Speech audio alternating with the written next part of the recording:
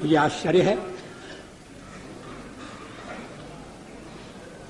कि परमाणु परीक्षण की भी आलोचना की गई।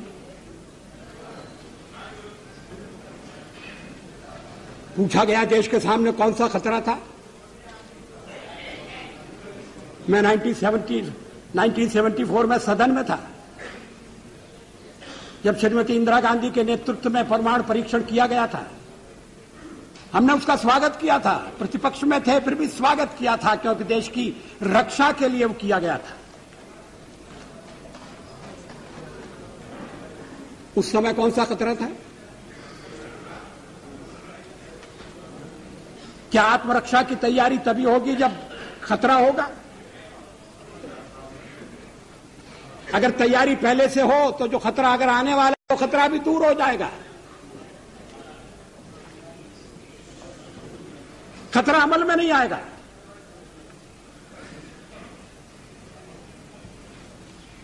और इसीलिए हमने परमाणु परीक्षण करने का फैसला किया। हमारे कार्यक्रम का अंग है, उसमें लिखा हुआ है।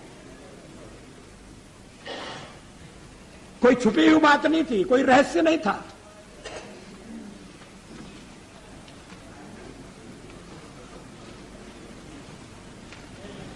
अध्यक्ष महोदय, परमाणु परीक्षण के बारे में श्री चंद्रशेखर जी ने कुछ विचार व्यक्त किए।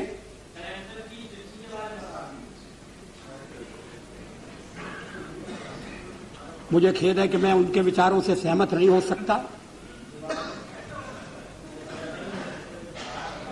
उनके चिंतन की एक विशिष्ट धारा है।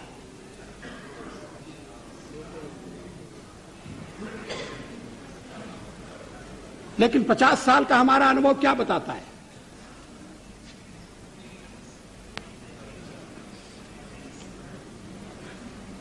क्या रक्षा के मामले में हमें आत्मनिर्भर नहीं होना चाहिए? केवल एक पड़ोसी नहीं, हमारे अनेक पड़ोसी हैं। इस समय यूरोप में क्या हो रहा है वो एक चेतावनी है।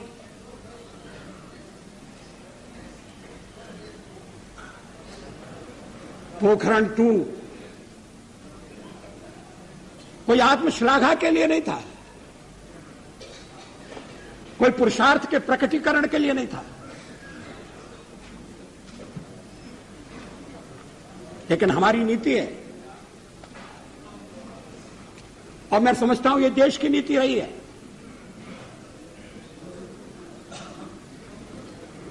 कि मिनिमम डिटरेंट होना चाहिए।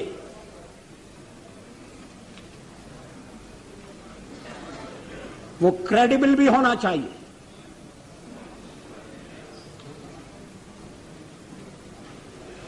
इसलिए परीक्षण का फैसला किया गया।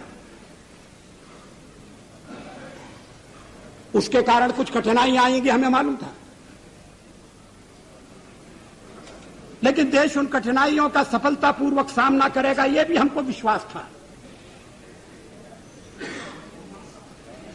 और ऐसा ही हुआ। आर्थिक प्रतिबंध हमें आगे बढ़ने से नहीं रोक सके। रक्षा संबंधी फैसले करने से हमें विरत नहीं कर सके।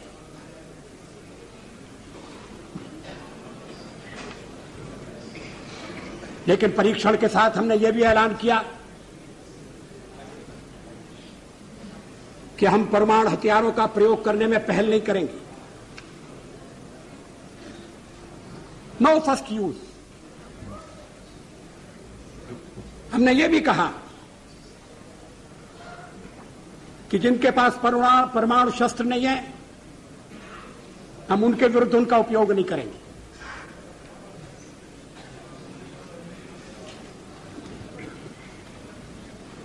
हमने परीक्षण बंद करने का भी ऐलान किया।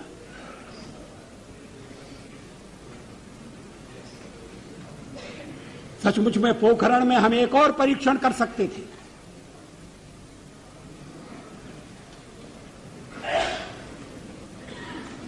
लेकिन जब हमें लगा कि वैज्ञानिक तकाजा पूरा हो गया है तो उस परीक्षण को हमने छोड़ दिया।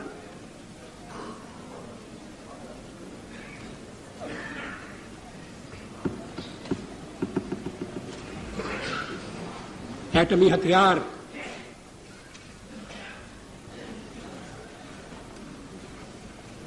रक्षा के लिए भी हो सकते हैं।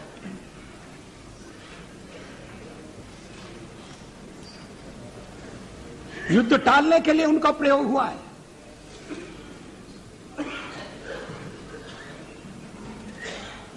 इतने वर्षों तक यूरोप में शांति रही, 2 शिविरों में बटे हुए विश्व में युद्ध नहीं हुआ। इसके मूल में कहीं न कहीं ये बात थी कि शक्ति संतुलन है और इसलिए एक दूसरे को छेड़ने से बाज आना चाहिए। डिटरेंट के पीछे यही परिकल्पना है। इस पर सारा सदन विचार करे, इस बात की आवश्यकता है।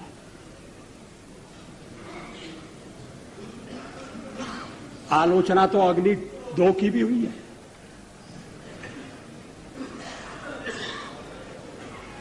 और उस दिन बड़ा विचित्र दृश्य उपस्थित हुआ जब सवेरे हमने अखबारों में पढ़ा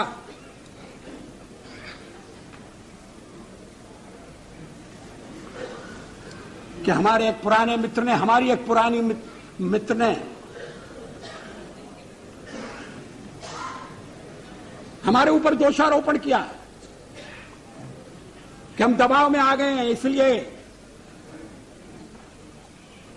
अग्नि 2 का परीक्षण रोक दिया गया है। और उसी समय परीक्षण हो चुका था और अग्निशिखा अपने गंतव्य की ओर दौड़ रही थी। अगर उस दिन हम परीक्षण न करते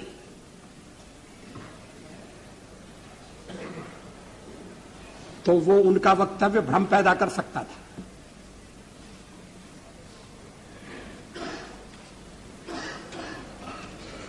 विदेशों में भी भ्रांति उत्पन्न कर सकता था।